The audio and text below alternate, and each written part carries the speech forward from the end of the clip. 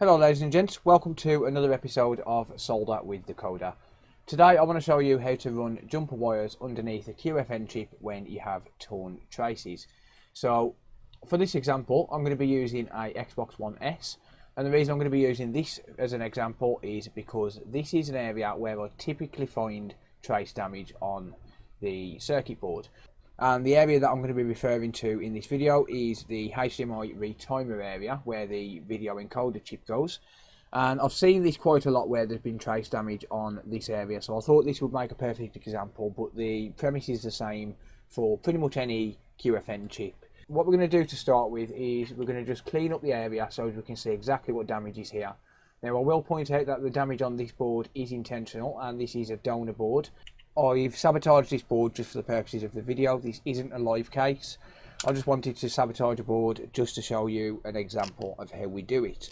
So the first thing we need to do is we need to clean up the area and evaluate exactly what kind of damage we're talking about. Obviously, the more traces that we need to restore, the more difficult this is going to be. And generally, it's not going to be an easy task for most beginners, if I'm honest. But that said, with a bit of patience and a little bit of practice, you can definitely get this job done. It's not extremely difficult. I would say it's probably mediocre. So the first thing we'll do is just add some flux on the area and just clean up using some solder braid. So I'm just going to wick away the pads like normal, and this is one of them cases where it could actually happen where you could end up getting some sort of damage to the traces when we start to wick away.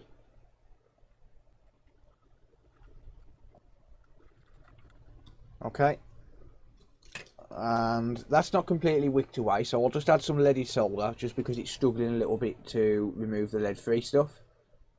I'll just add some leaded solder around and then I'll wick it away so as we've got a nice fresh canvas.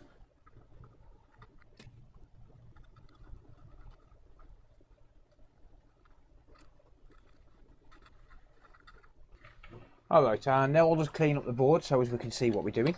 Get rid of that burnt flux using some isopropyl alcohol. And now, as you can see, we've got a nice clean canvas to work with. We always want to make sure that the area is nice and clean so as we can see what we're doing, and just to make sure that we don't get any debris on the solder pads when we are applying solder. And it just allows us to solder a lot easier. And as you can see, we've got two torn traces here. So we've got one just around by this area here, and that trace there goes up to this point here where these resistors are. So that goes down to there, and as you can see, I've torn that trace there, and I've also torn a trace just here, and that goes to the EMI filters. So what we need to do is, to be able to get this to work, we need to be able to restore these traces. So what we're going to do is we're going to run some jumper wire from the trace itself to the end point, which is going to be where it would normally solder to the chip. And we've got a couple of options for this. We can come from the end point here, so in this case the resistor, so we can run a jumper wire from here, down through here and across to here. And we could also run a jumper wire from the trace and then just come a short distance to the end point. So I'm going to show you both ways now. So one thing we do need, of course, is some jumper wire, and the jumper wire that I use I actually take from a fan in a microwave. So I've got pretty much a lifetime supply. If you find a scrap microwave, you can find some jumper wire pretty much the same as this in the side fan, and this is perfect for running jumper wire to QFN chips. Like I said, we're going to have two options here. We can run it to the end point and we can run it to the trace. This one here, because this one is going to a resistor, I'm going to run that directly to the resistor, and this one's going to be the relatively simple one. The difficulter one is going to be the one where it's running to the trace itself, which is the exact reason why I'm showing you both methods in this video. So the first thing we need to do, of course, is add some flux, because we don't never want to solder without adding flux first. So we'll add a little bit of flux there, and then we're going to take the soldering iron and we're going to pre-tin the end of the jumper wire.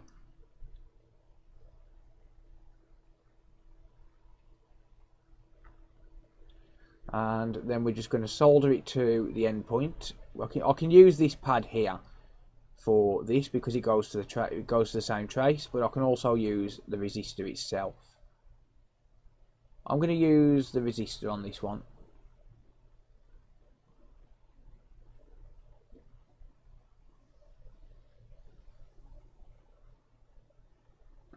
There we go. So that's soldered to the resistor. We can basically clean it up afterwards and make it look a little bit prettier. But for now, we just really want to run the jumper wire so we can actually restore the connection. So what I'm going to do is just shape this jumper wire until it's in the correct position and make sure that it's got enough jumper wire there to actually meet the end point where the pad would have been.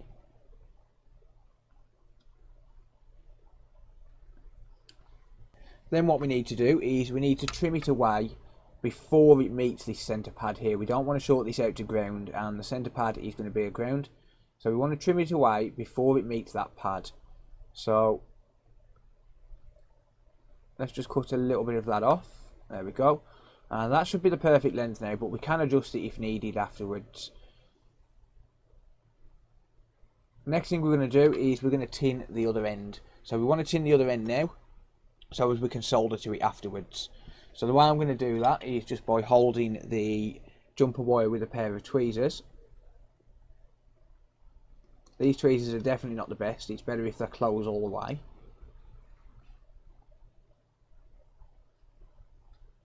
And I'm just going to run the soldering iron over the jumper wire itself, just tin the end, and that's going to allow us to solder to that afterwards. So that one is pretty much run. So what we need to do now is we need to secure that jumper wire, but first I'm going to show you how to do the trace itself. So soldering the jumper wire from the trace to the actual endpoint. So rather than using the UV mask twice, we're just going to do it basically both of them at the same time and then cure them both at the same time. And what you want to do here is you want to be able to have a little bit of excess jumper wire so as you can hold the trace down in place afterwards. So we're going to expose some of the copper on the trace itself. So we follow the trace along and we're going to expose some copper a little bit further up the line. And what that's going to do is it's going to allow us to solder to the jumper wire, but it's also going to give us somewhere to be able to put some solder mask and glue this jumper wire down. So that's the reason that we want to be able to add a little bit more than we actually need.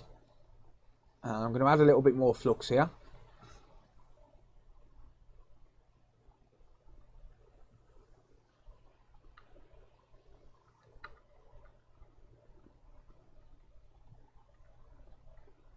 And then just pre-tin that trace there until it goes silver. And you might want to adjust the board for this just so as it's in a better angle. Just want to make it as easy as you possibly can for yourself. So we just adjust it a little bit just to get it in a better angle for ourselves. And then I want to tin this wire again. So I'll tin that jumper wire and then I'm just going to tack it down to the trace itself.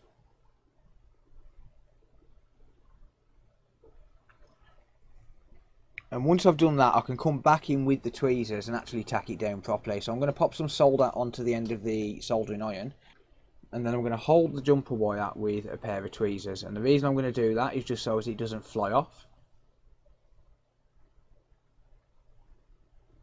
Just like that.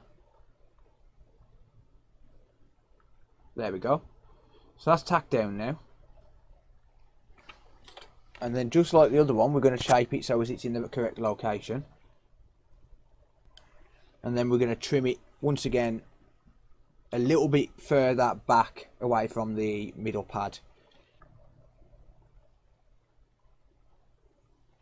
So just get that roughly in position there. And then just cut it back. And we can worry about tinning this in a minute. What we want to do now is we want to clean up so as we can actually see what we're doing. You can tin it now, and I think I will actually do that just while there's still flux on the board, rather than having to do it again in a minute. So I'll hold that in position and then just... And yep, that's why I didn't want to tin it now. So I'll heat up the area a little bit just to get rid of the flux. Not too much, I don't want to lose that jumper wire that's on there.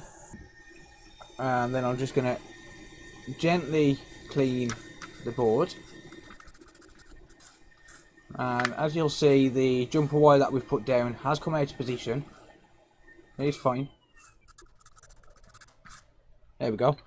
So that's nice and clean now, and we've got another fresh canvas to work with for the other jumper wire. The problem when you're doing stuff like this is it doesn't take long for the flux to start burning and start getting in your way. And also when you end up pulling the trace back off, you start to run into problems. But we're not going to worry about that. We're just going to add some more flux. And we're going to come in with the jumper wire. Let's melt that flux away so we can see the trace itself.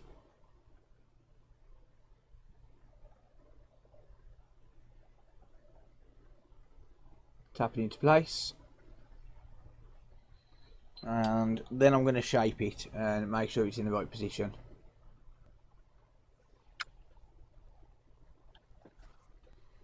And then we're going to trim the excess away again. There we go. And then we're going to clean up once more.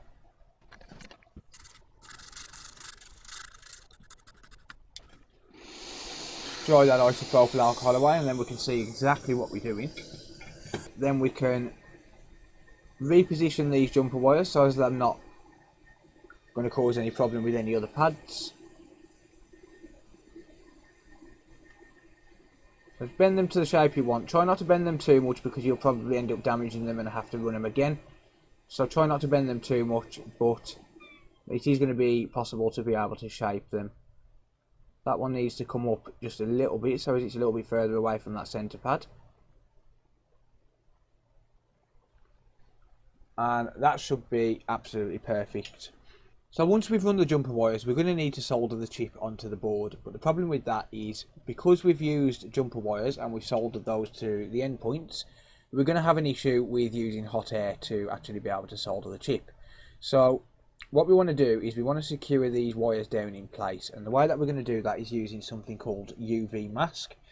And UV mask is basically a UV curable substance which is going to basically glue the jumper wires in place and allow us to use hot air.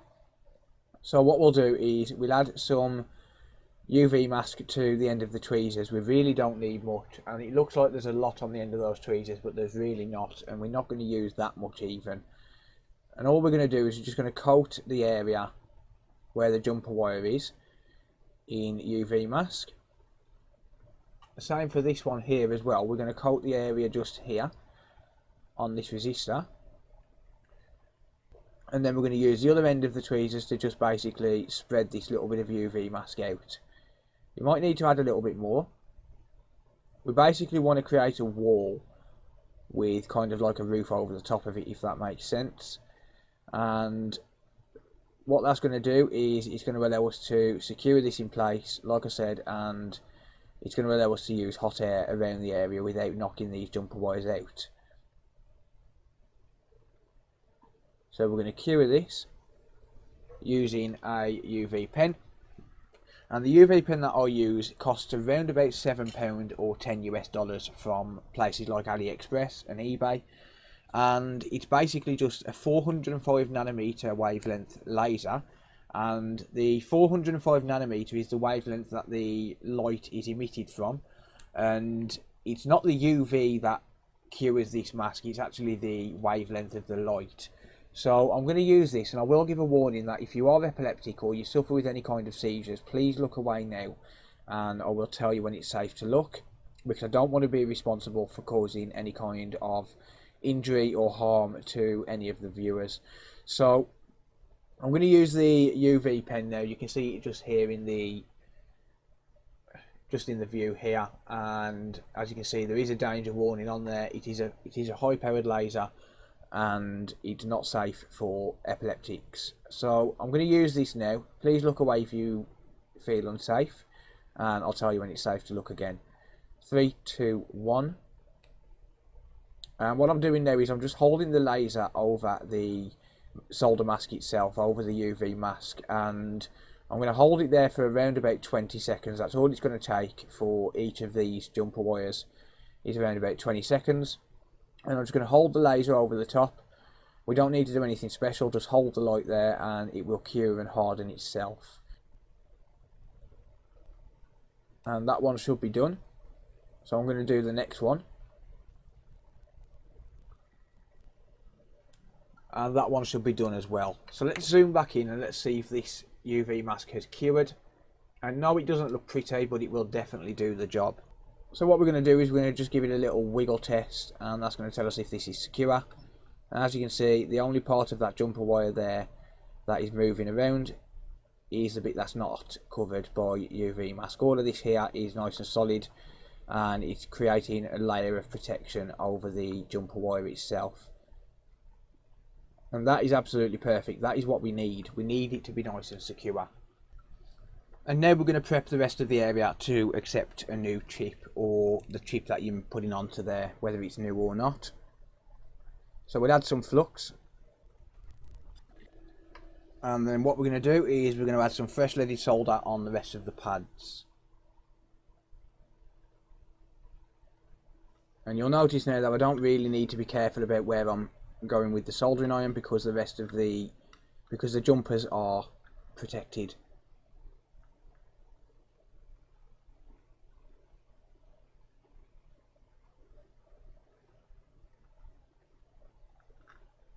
So we'll pre-tin those pads, just get some fresh solder on them. And you'll notice there's some solder on the ground pad as well, on the middle pad, so I'm going to spread that around.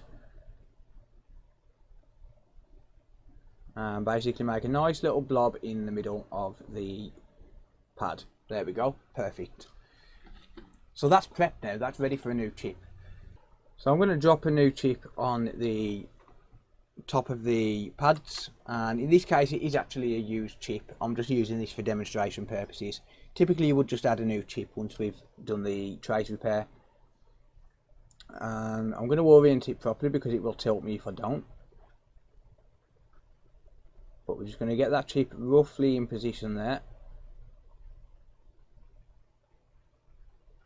and then we're just going to use hot air. So we're going to solder this chip now as we normally would. So for this reinstallation of the chip, my hot air is set to 460 degrees Celsius and 50% airflow.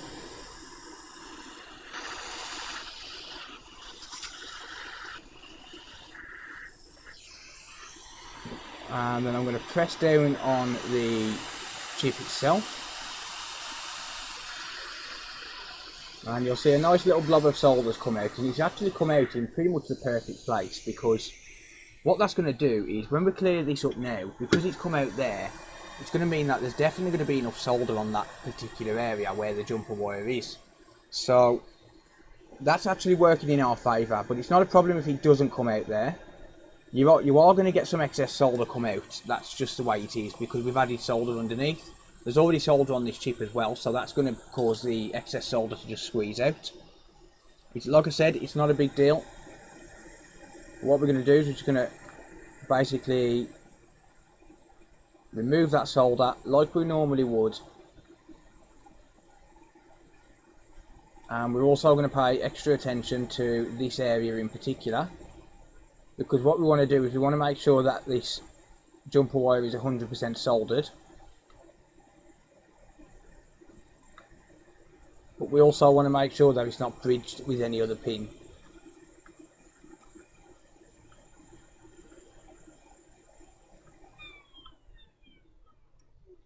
And don't be afraid to turn the board around to make it more comfortable for you.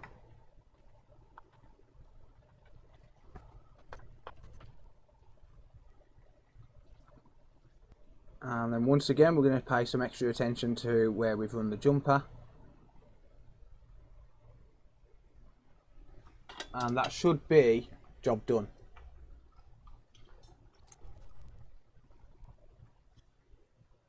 So now it should just be about clean up and inspection. So the way that I clean up is always to add some heat first. Flux is always going to clean up easier when it's hot. And then we'll just clean it up using normal methods, which is isopropyl alcohol and a cotton swab or a toothbrush, or some other kind of cleaning method which you may have. You could put it in the ultrasonic cleaner as well. There is an option. And I'm going to dry the area away so we can see what we're doing. And now, like I said, it's just about inspecting, making sure that it's soldered correctly. And yes, I can see that I've bridged a couple of caps there. So just because that would tilt me again, I'm going to clean it up.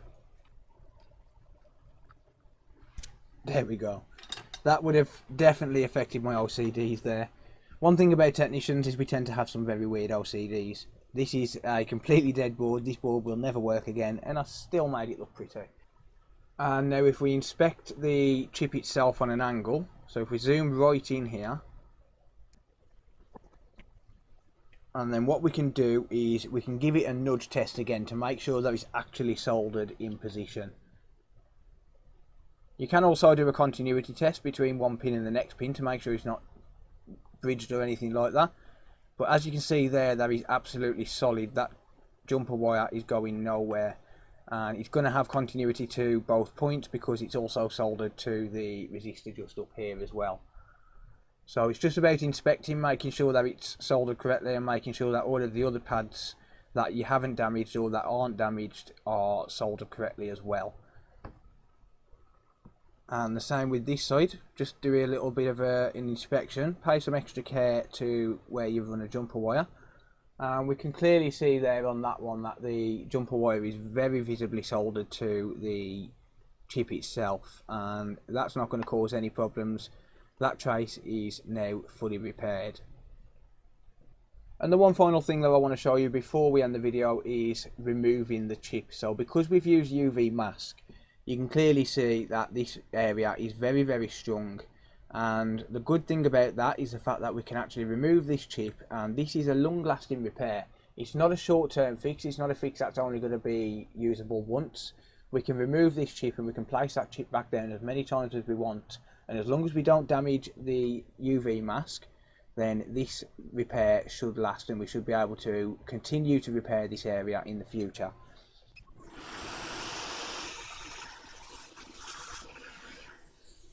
And there you go. So as you can see, the jumper wires have not moved whatsoever, and if that retimer chip was to fail in the future, then we could take that chip off and put a new one on, and it's not going to mean that we've got to do more trace repair in the future. But that's going to be it for this tutorial. If you do have any comments or questions, let me know down in the comment section down below. I'll always do my best to answer them.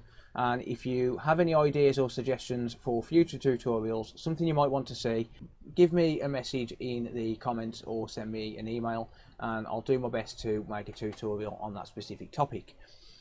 But that's going to be it for this one. If you like what you see and you want to see more of these tutorials, be sure to hit the subscribe button and turn on the bell notifications so that you're notified every time that I upload. I also now have channel members, so if you do want to support the channel and you enjoy what I do, then you can hit the join button down below and support the channel for as little as £1.99 per month. But that's going to be it for this one. Thank you very much for watching, and until next time, see you later. Bye for now.